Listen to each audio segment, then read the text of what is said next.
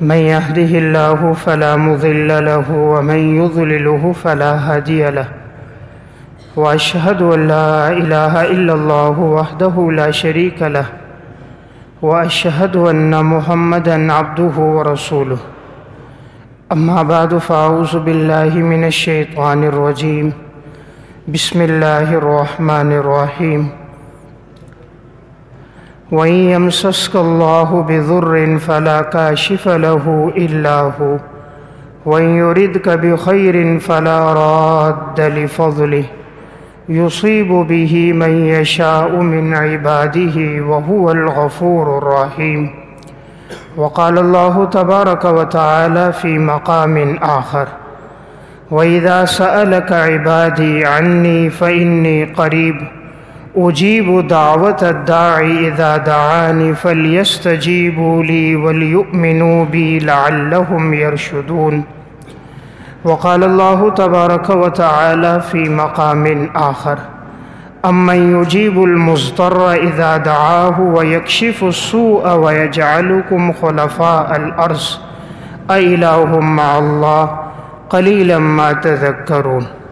وقال النبي صلى الله عليه وسلم احفظ الله يحفظك احفظ الله تجده تجاهك وإذا سألت فاسأل الله وإذا استعنت فاستعن بالله واعلم أن الأمة لو اجتمعت على أن ينفعوك بشيء لم ينفعوك بشيء إلا ما قد كتب الله لك واعلم أن الأمة لو اجتمعت على أن يضروك بشيء لم يضروك بشيء إلا ما قد كتب الله عليك رفعت الأقلام وجفت الصحف.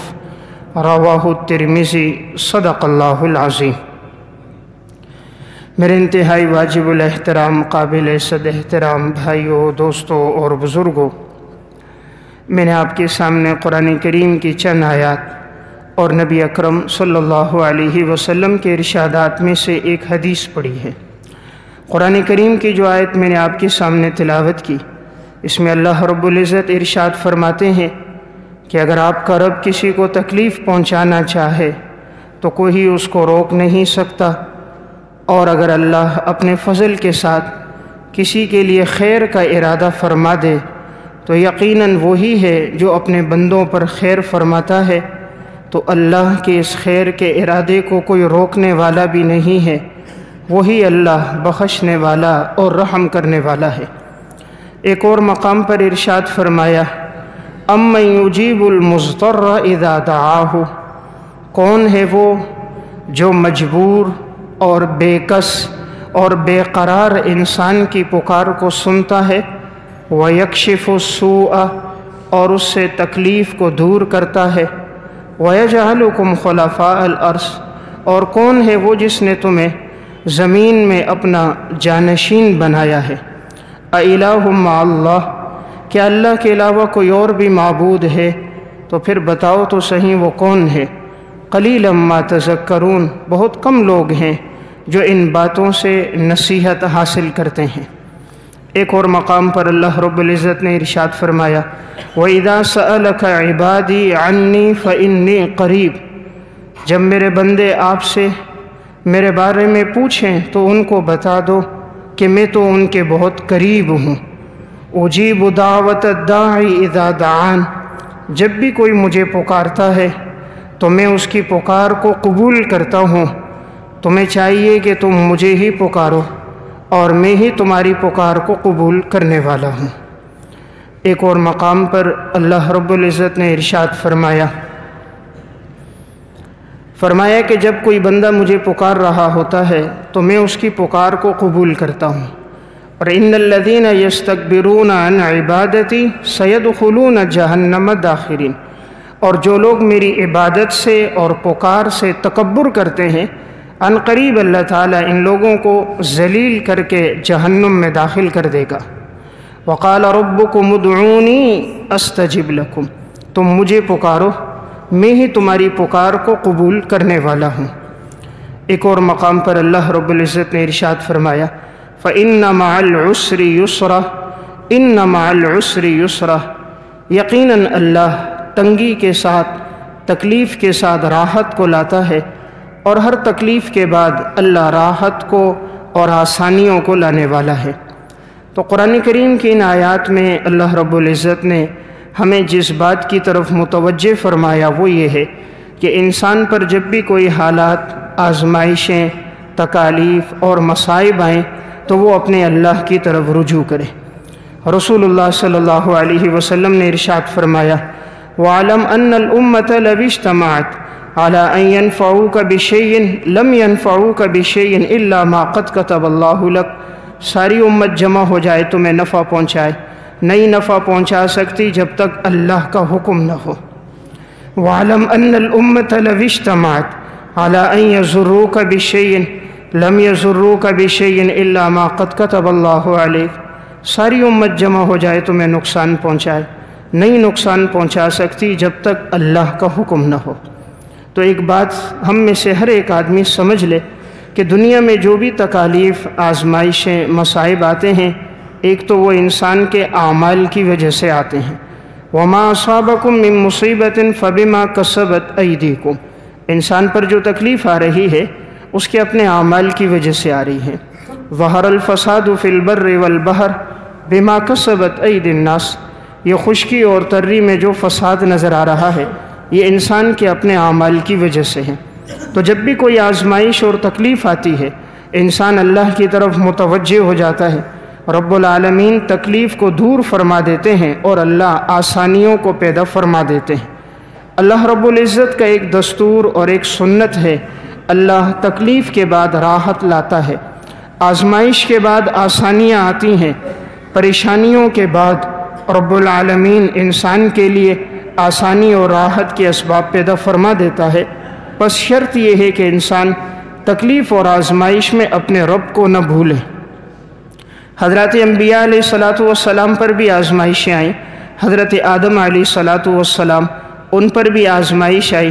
اللہ رب العزت نے منع فرمایا تھا کہ لا تقربا هذه الشجرہ، حضرت آدم اور حوا سے فرمایا کہ تم دونوں اس درخت کے قریب نہ جانا، لیکن شیطان نے وسوسے ڈالے، شیطان قسمیں کھاتا رہا اور یہ کہتا رہا اگر تم نے کھا لیا تو تم ہمیشہ جنت میں رہو گے، تم فرشتوں میں سے ہو جاؤ گے۔ حضرت آدم اور حضرت حوا نے کھا لیا، خطا ہوئی، لیکن فوراً اللہ کی طرف متوجہ ہو گئے، توبہ کی۔ اللہ رب العزت نے وہ توبہ قبول فرمائی۔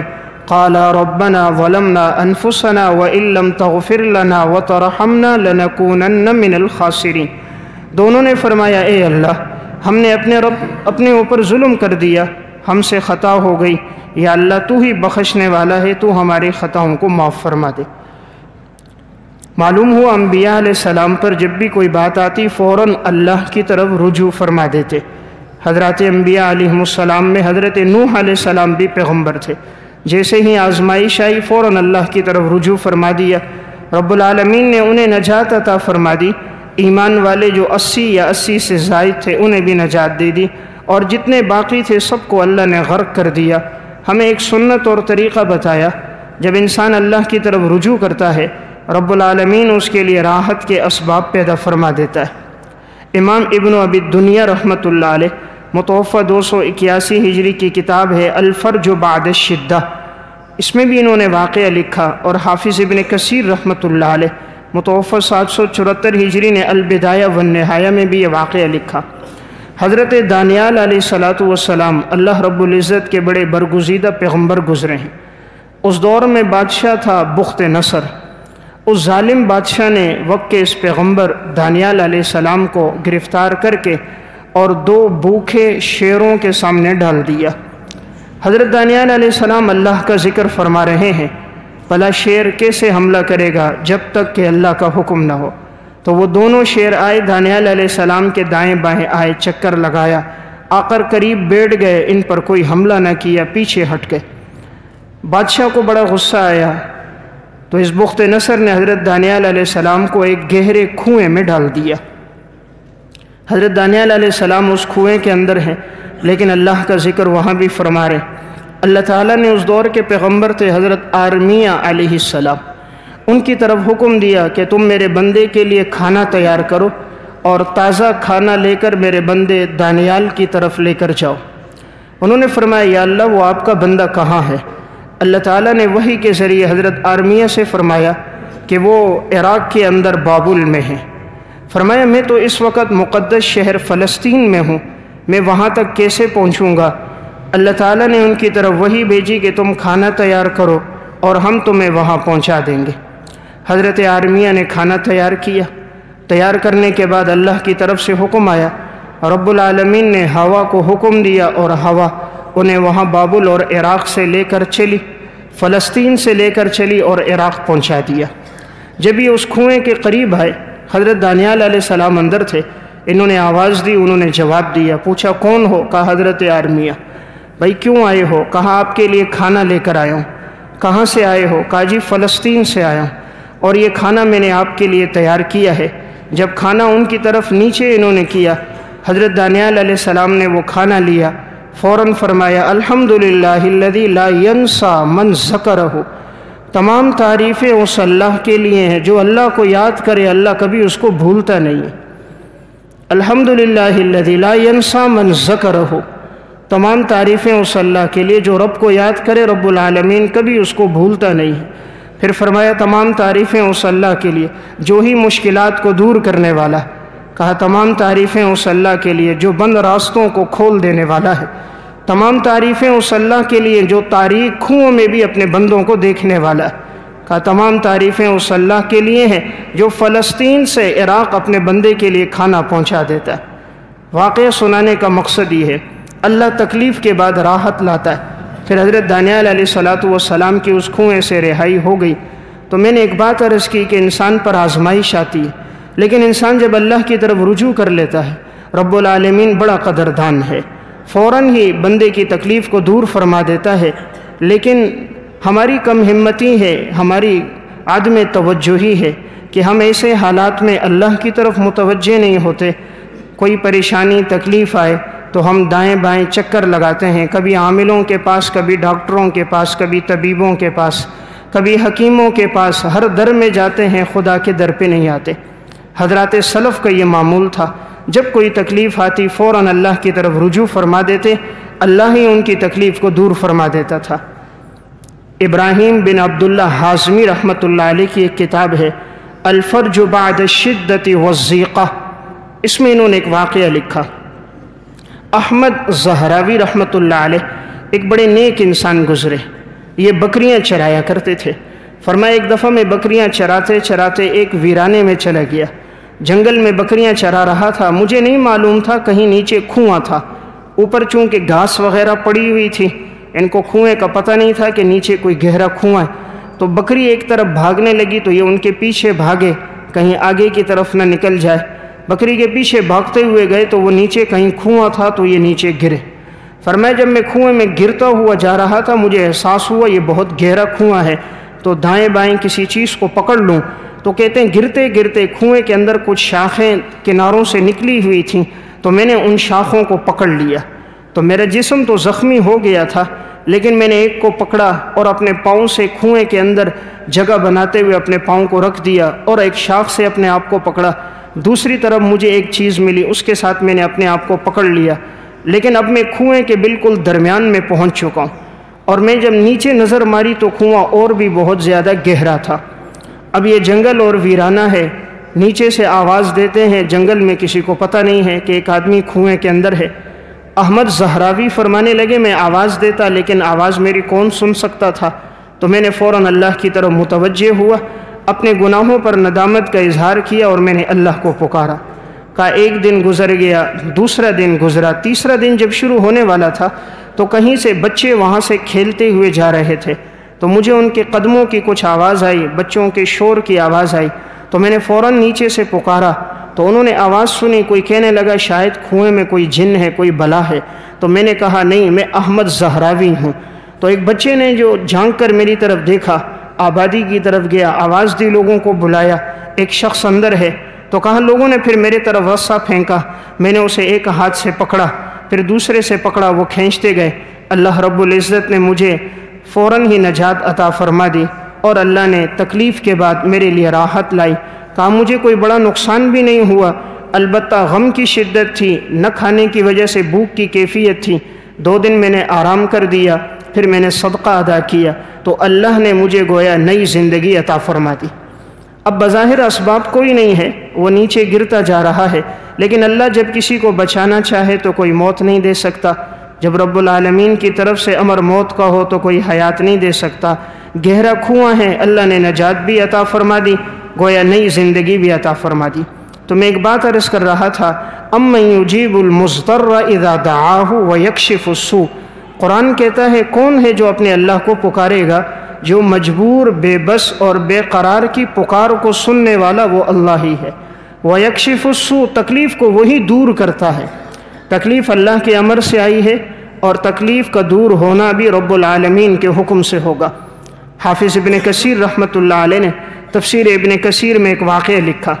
حضرت مالک اشجع رضی اللہ تعالیٰ عنہ صحابی رسول ہیں، رسول اللہ صلی اللہ علیہ وسلم کے پاس آئے اور فرمایا یا رسول اللہ میرے بیٹے ہیں عوف اور ان کو مشرکین نے گرفتار کر دیا ہے اور وہ کفار کی قید میں ہیں، بڑی تکلیف میں ہیں، آپ کوئی وظیفہ بتائیں تاکہ میں بھی پڑھوں، میری گھر والی بھی پڑھے، اللہ تعالیٰ ہمارے بیٹے کو نجات عطا فرما دے۔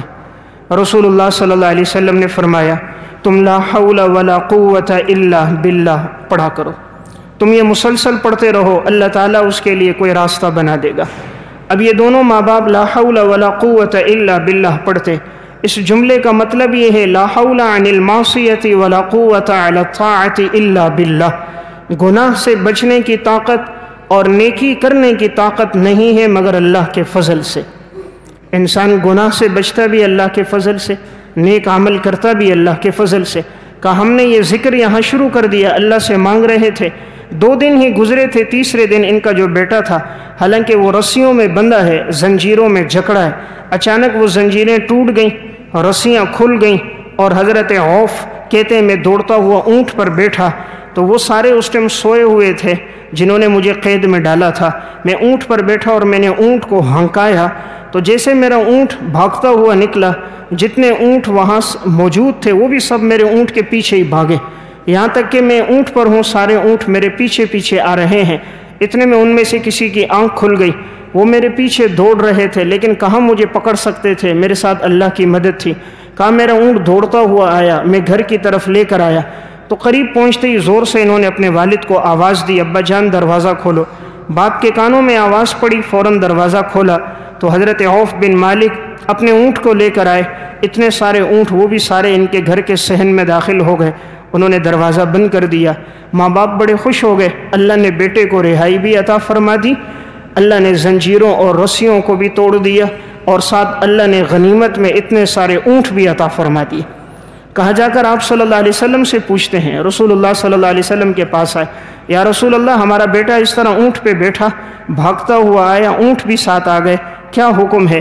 آپ صلی اللہ علیہ وسلم نے فرمایا تم یہ اونٹ استعمال کر سکتے ہو، یہ غیروں کا مال تھا جو اللہ نے تمہیں غنیمت میں عطا فرما دیا۔ قرآن کی آیت نازل ہوئی وَمَن يَتَّقِ اللَّهَ يَجْعَل لَّهُ مَخْرَجًا وَيَرْزُقْهُ مِنْ حَيْثُ لَا يَحْتَسِبُ، جب تم تقوی اختیار کرو گے اللہ تمہیں وہاں سے رزق دے گا جہاں تمہارا وہم اور گمان بھی نہیں ہوگا۔ تو وہم اور گمان بھی نہیں تھا، اللہ نے بند رسیاں بھی کھلوائی، زنجیریں بھی ٹوٹی، بیٹے کو رہائی بھی مل گئی اور اللہ نے غنیمت میں اتنے اونٹ عطا کر دیے کہ گھر کا صحن بھی بھر گیا۔ تو میں ایک بات عرض کر رہا تھا، قرآن کہتا ہے امن یجیب المضطر اذا دعا، جب بھی کوئی مشکل آئے، حالات آئیں، اس رب کو پکارو، وہی تکلیف کو دور کرے گا، وہی مجبور اور بے بس اور بے قرار کی پکار کو سننے والا صرف اللہ ہے، صرف اللہ ہے۔ یہ عقیدہ بن جائے، زبان سے تو کہتے ہیں لیکن حالات میں دائیں بائیں گھومتے نظر آتے ہیں، زبان سے تو کہتے ہیں پریشانیوں میں در در پہ جاتے ہیں، یہ عقیدہ بن جائے جب کوئی پریشانی آئے گی رجوع اللہ کی طرف کرنا ہے، صدقے کے ذریعے تکلیف کو ٹالنا ہے، اپنے گناہوں پہ ندامت کا اظہار کرنا ہے۔ جب انسان کی یہ بات دل میں بیٹھ جائے پھر اللہ کی مدد فوراً آتی ہے۔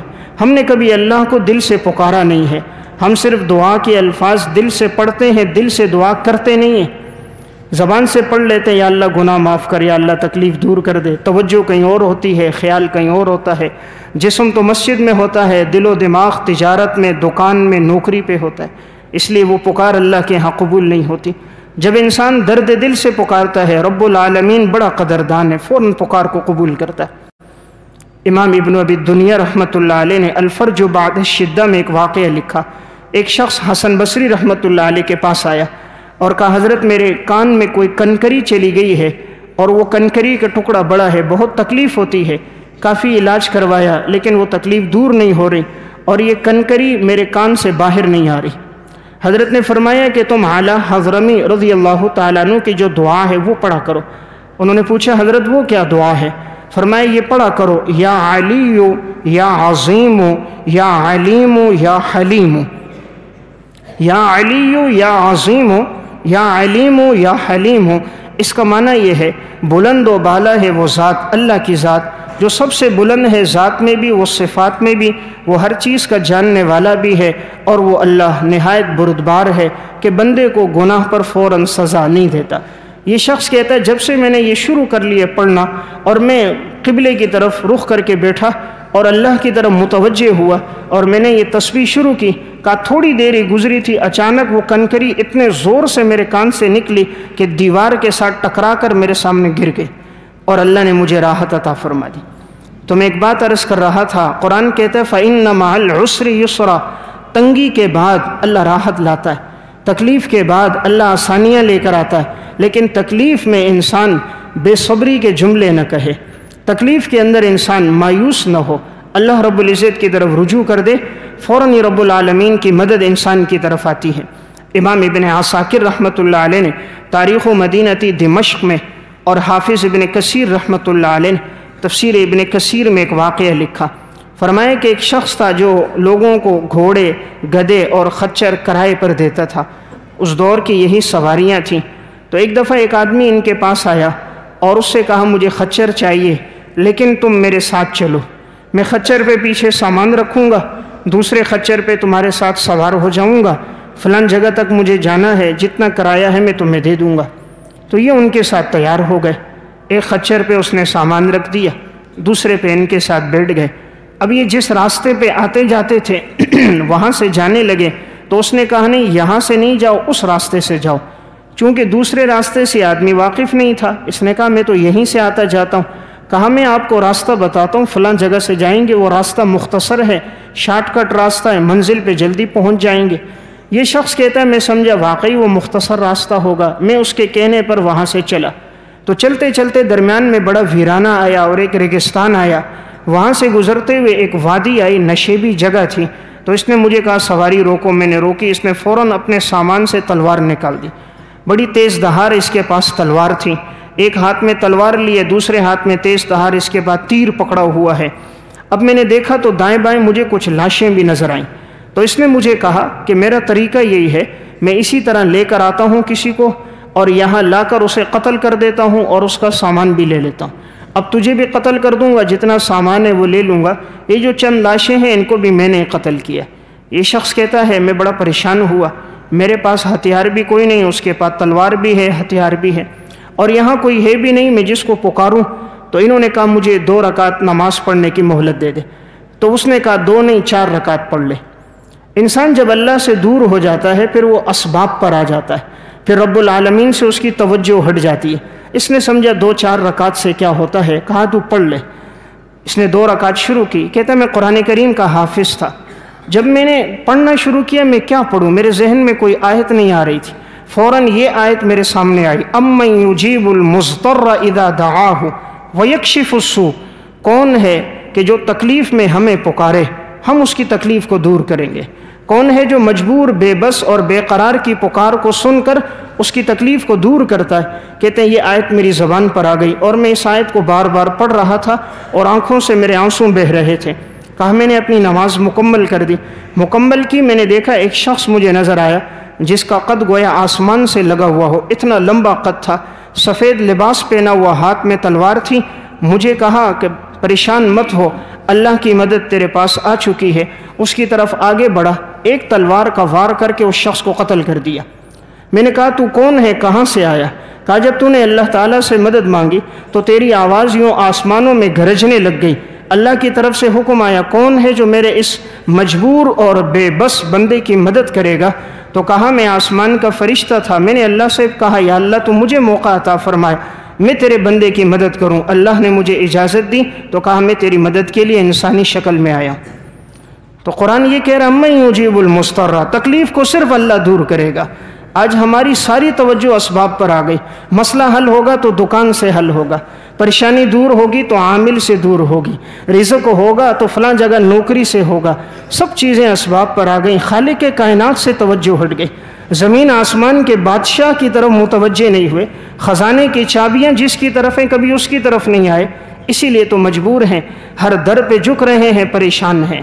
حضرات سلف کی زندگی میں یہی بات تھی، جب کوئی پریشانی آتی، مصیبت آتی، فوراً اللہ کی طرف رجوع کر دیتے اور رب العالمین ان کی تکلیف کو دور فرما دیتا تھا۔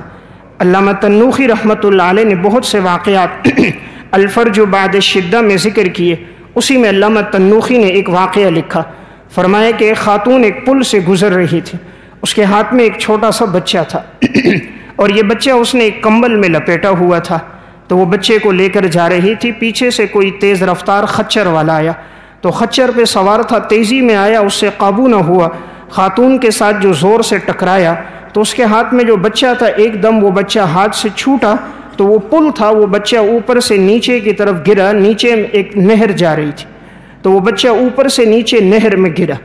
اب نیچے کمبل ہے، کمبل کے اوپر بچہ ہے، تو جب ماں نے دیکھا بچہ اتنے اوپر سے نیچے گرا، بظاہر نظر آ رہا تھا کہ شاید یہ بچہ نہ بچ سکے، فوراً اللہ کی طرف متوجہ ہوئی، یا اللہ تو میرے بچے کو زندگی عطا فرما دے، یا اللہ تو میرے بچے کو صحیح سلامت کر دے۔ ماں نے آسمان کی طرف دیکھا، دو آنسوں کے قطرے بہا دیے، اللہ کی رحمت بھی گویا جوش میں آئی۔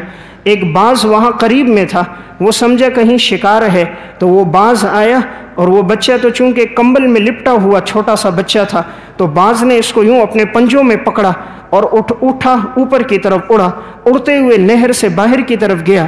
جب لوگوں نے دیکھا تو لوگوں نے شور کیا، اس کی طرف پتھر مانگا، پتھر جیسے ہی اس کو لگنے لگا وہ فوراً نیچے کی طرف آیا اور اس نے اس بچے کو وہاں چھوڑا اور اڑ کے چلا گیا۔ اب ماں دوڑتی ہوئی نیچے کی طرف آئی تو اپنے بچے کو دیکھا تو بچہ بالکل صحیح سلامت تھا، پل کے اوپر سے گرا ہے، نہر میں گرا ہے، اور اللہ نے وہ باز جو دشمن ہے، اللہ نے اس کے ذریعے سے بچے کو صحیح سلامتی کے ساتھ نہر سے نکال کر کنارے پر پہنچا دیا۔ تو میں عرض کر رہا ہوں اس وقت تک موت نہیں آ سکتی جب تک اللہ کا حکم نہ ہو، ورنہ عقل تو یہ کہتی ہے انسان پل کے اوپر سے بچہ گرے تو گرتے ہی مر جاتا ہے، پھر گرنے کے بعد گرے بھی نہر میں تو کہاں بچتا ہے، پھر نہر میں گرنے کے بعد بھی باز کے ہاتھ لگ جائے تو کہاں بچتا ہے، لیکن موت اس وقت تک نہیں ہے جب تک موت کے پیدا کرنے والے کا حکم نہیں ہے۔ الذی خلق الموت والحیات لیبلوکم ایکم احسن عملا، موت اور حیات کو تو تیرے رب نے پیدا کیا، یہ تو اللہ کے حکم سے آئے گی، اسباب سے موت نہیں ہے، خالق کائنات کے امر کے ساتھ ہے۔ اس لیے میں ایک بات عرض کر رہا تھا، جب انسان پر کوئی تکلیف اور پریشانی آئے وہ فوراً اللہ کی طرف متوجہ ہو جائے، رب العالمین اس کے لیے نکلنے کا راستہ پیدا فرما دیتا ہے۔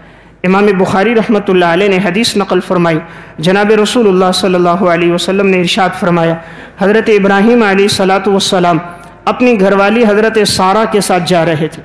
حضرت سارہ ابراہیم علیہ السلام کی اہلیہ، ایسی جگہ سے ان کا گزر ہوا، وہاں ایک ظالم بادشاہ تھا۔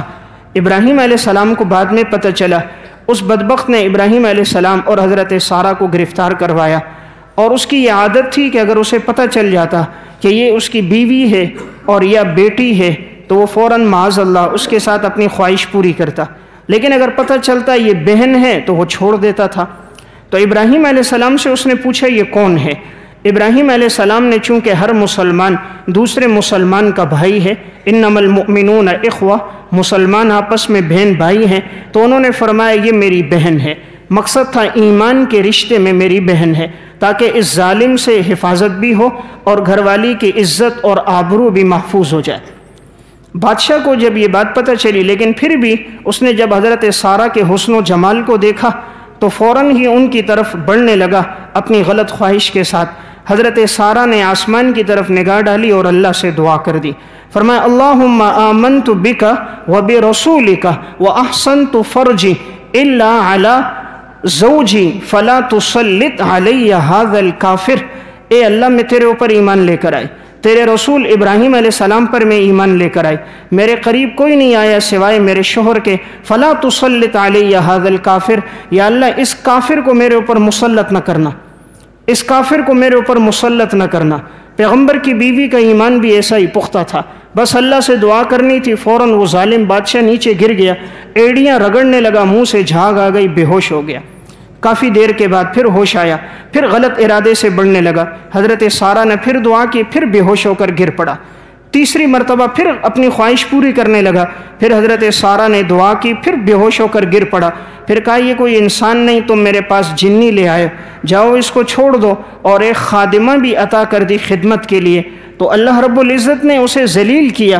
حضرت سارہ نے فرمایا اللہ نے ذلیل اور رسوا بھی کر دیا، خدمت کے لیے ہمیں خادمہ بھی عطا ہو گئی۔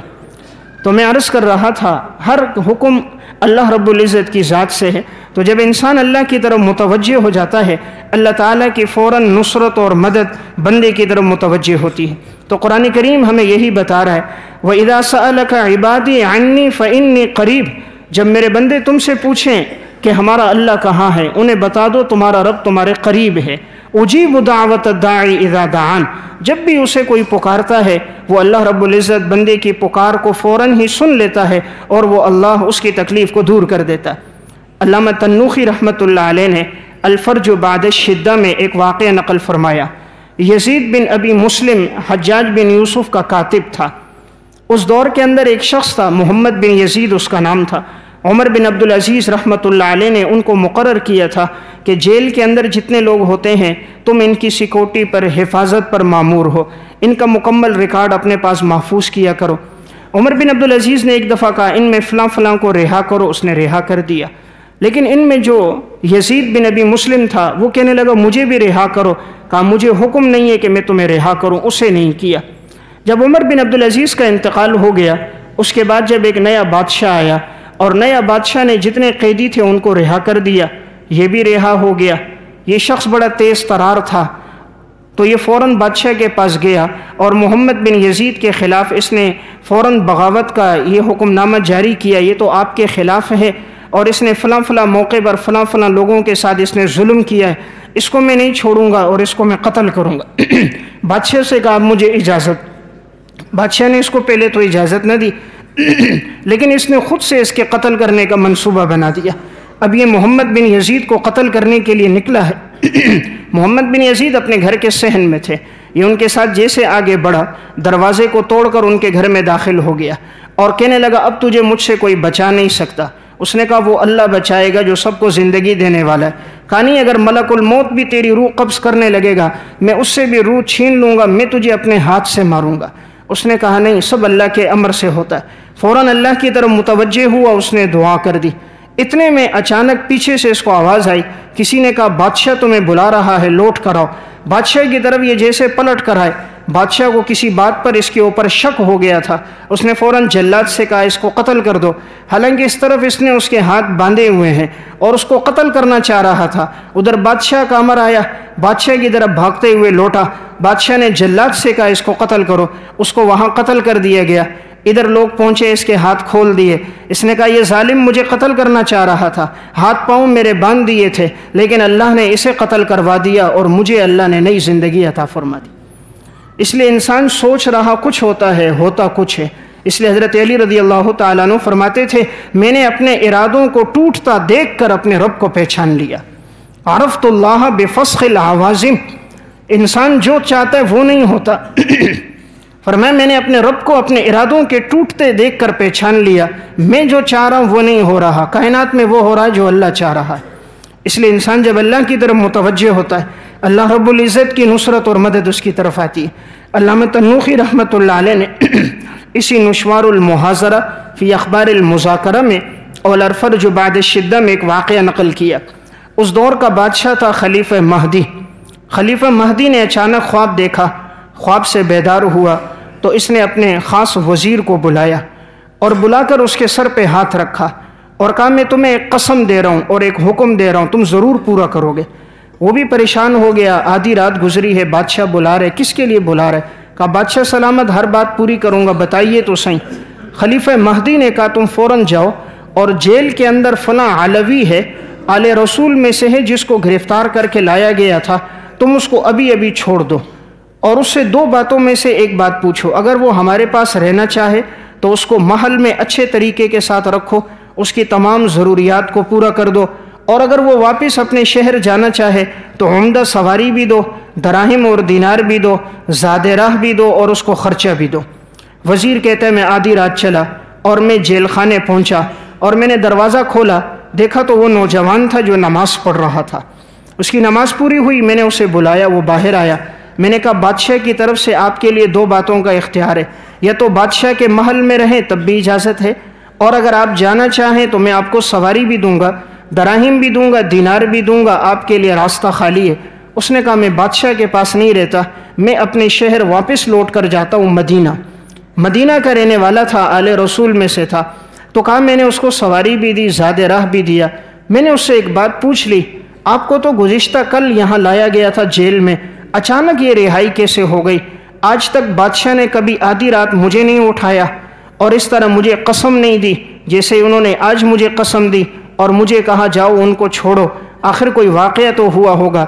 وہ نوجوان مسکرانے لگا، کہا میں رات سویا ہوا تھا، خواب میں مجھے نبی اکرم صلی اللہ علیہ وسلم کی زیارت ہوئی۔ ادھر اس کے گھر والے دعا کر رہے تھے، اس کے گھر میں یہ بات پتہ چلی تو اس کی بیٹیاں اور اس کی والدہ دعا کر رہی تھی، انہیں پتہ چلا کہ انہیں گرفتار کر دیا گیا ہے، کہیں ایسا نہ ہو مہدی انہیں قتل نہ کر دے، وہاں اس کے لیے دعائیں ہو رہی تھیں۔ ادھر اس نے خواب میں آپ صلی اللہ علیہ وسلم کو دیکھا، حضور نے فرمایا اٹھو 2 رکعت نماز پڑھو، اللہ سے دعا کرو، اللہ تمہاری رہائی کے اسباب پیدا کر دے گا۔ کہتے میں اسی وقت اٹھا اور میں نے نماز پڑھی اور میں دعا کر رہا تھا۔ یہ کہتے میں سمجھ گیا واقعی غیبی ان کے لیے اللہ کی مدد آئی ہے۔ کہتے میں واپس مہدی کے پاس آیا، میں نے خلیفہ مہدی کو سارا واقعہ سنایا کہ میں نے تو نوجوان کو چھوڑ دیا، لیکن میں نے نوجوان سے وجہ پوچھی تو اس نے خواب مجھے سنایا۔ خلیفہ مہدی کی آنکھوں میں آنسو دیکھا، بالکل ٹھیک کہہ رہا ہے، میں ابھی سویا تھا، مجھے بھی خواب میں آپ صلی اللہ علیہ وسلم آئے، حضور نے فرمایا تم نے میرے اہل بیت کے اس فرد کو کیوں بے گناہ پکڑا ہے، فوراً اس کو رہا کر دو۔ تو کہتے میں گھبرا کر اٹھ گیا، اس لیے میں نے تمہیں قسم دی تھی کہ جاؤ اس کو رہا کر دو۔ تو اللہ جب اسباب پیدا فرما دیتا ہے یوں پیدا فرما لیتا ہے۔ ایک رات انہوں نے جیل میں بھی پوری نہیں گزاری، اللہ نے رہائی کے اسباب بھی پیدا فرما دیے۔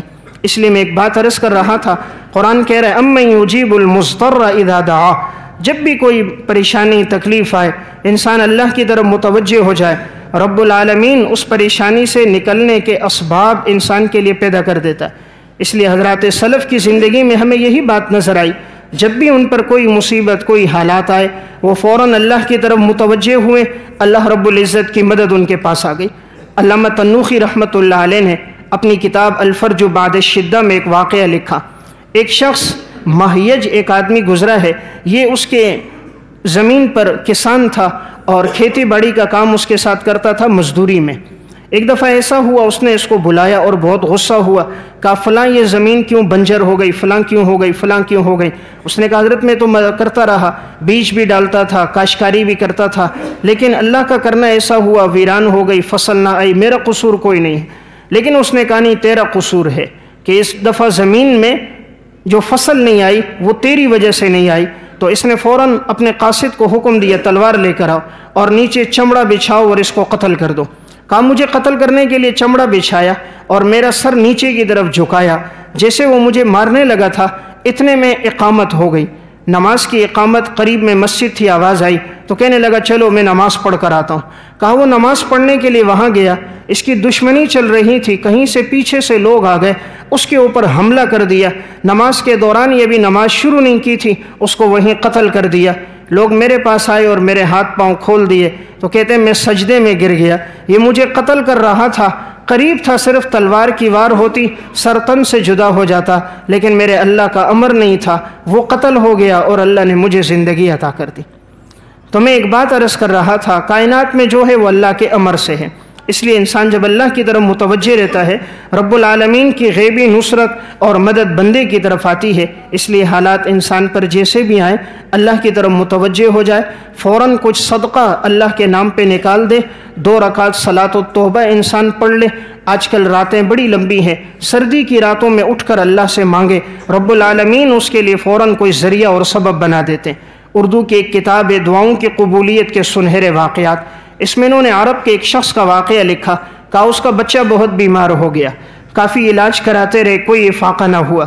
ہر قسم کی جتنی رپورٹیں سامنے آئی سب کے اندر یہی بات تھی کہ بظاہر اس کے بچنے کا کوئی چانس نہیں ہے، بالکل آخری مراحل لگ رہے تھے۔ ڈاکٹر بھی کہہ رہے تھے اللہ سے دعا کرو۔ ایک وقت ایسا آتا ہے ڈاکٹر بھی مایوس ہو جاتے ہیں، پھر وہ بھی کہتے ہیں اللہ سے دعا کرو، ہمارے اختیار میں کوئی نہیں، مہنگے سے مہنگے اسپتال میں چلے جائیں، جب آخری وقت آنے لگتا ہے پھر وہ کہتے ہیں جی دعا کرو۔ معلوم ہوا کائنات میں ہر امر کی انتہا رب العالمین کے امر کے ساتھ ہے۔ تو یہاں بھی یہی ہوا، بچہ بہت بیمار ہو گیا، کہتے ہیں میں مجبوری اور بے قراری کی حالت میں نکلا، سردی کے دن تھے، گھر کی طرف جا رہا ہوں، سوچ رہا ہوں، دعا کر رہا ہوں اللہ بیٹے کو صحت دے، تو میں نے دیکھا ایک بلی مجھے نظر آئی سردی کے اندر، اور اس کو سردی لگ رہی تھی اور اس کے چھوٹے چھوٹے بچے بھی ساتھ تھے جو اپنی ماں کے ساتھ بالکل چمٹے ہوئے تھے۔ کہتے ہیں مجھے اس پر بڑا ترس آ گیا، اور میں گیا گھر سے گوشت تھا، گوشت لے کر آیا، دودھ تھا، دودھ کو ہلکا سا گرم کیا، اور یہاں بلی کے بچوں کے پاس میں دودھ لے کر آیا، ماں کے سامنے میں نے گوشت ڈالا، انہوں نے گوشت کھایا، ادھر بچوں نے وہ دودھ پیا، کچھ ماں نے دودھ پیا، پھر میں ان کو لے کر گیا اپنے گھر میں ایک جگہ پہ رکھ کر ان کے اوپر کپڑا ڈال دیا کہ سردی کے ایام میں انہیں تھوڑی سی راحت مل جائے۔ کہتے ہیں پھر ان کو رکھنے کے بعد اچانک میری آنکھ لگ گئی، جیسے ہی میں سویا تو میں خواب میں کیا دیکھتا ہوں، ایک کوا ہے اور وہ آ کر میرے بچے کو یوں گلے سے دبا رہا، میرے بچے کا سانس بند کر رہا ہے اپنی چونچ کے ساتھ، اور پھر اوپر سے باز آ کر اس کے منہ پہ حملہ کر رہا ہے۔ تو اتنے میں یہی بلی جو تھی جس کو میں نے گوشت کھلایا تھا، کہا میں نے خواب میں دیکھا یہ دوڑتی ہوئی آئی اور اس نے حملہ کیا کوے اور اس کو ہٹا دیا، اور میرا بچہ بیٹھ گیا مسکرانے لگا۔ کہتے میں سمجھ گیا میں نے جو اللہ کے نام پہ صدقہ دیا ہے یہ اللہ کے ہاں قبول ہو گیا ہے۔ کہتے ہیں میں صبح جیسے ہسپتال پہنچا تو وہی کیفیت تھی کہ میرا بچہ بستر پہ بیٹھا ہوا تھا، بالکل ٹھیک ٹھاک تھا۔ ڈاکٹر کہتے ہیں ہمیں سمجھ نہ آیا، یہ تو موت اور حیات کی کشمکش میں تھا، اسے زندگی کیسے مل گئی یہ بات ہماری سمجھ میں نہیں ہے۔ اس کے دل کی دھڑکن بالکل نیچے گر گئی تھی۔ کہا شاید کوئی عمل تم نے کیا ہوگا۔ کہا ایک عمل تھا، میں نے رات کو اللہ کے نام پر صدقہ دیا، اللہ کی مخلوق کو کھلایا، رب العالمین نے میرے بچے کو بچا دیا۔ اس لیے میں نے ایک بات عرض کی، جو مصیبت آئے رجوع انسان اللہ کی طرف کرے، صدقہ کرے، گناہوں پہ ندامت کرے، اللہ ہی تکلیف کو دور کر دیتا ہے۔ اللہ ہم سب کو عمل کی توفیق عطا فرمائے۔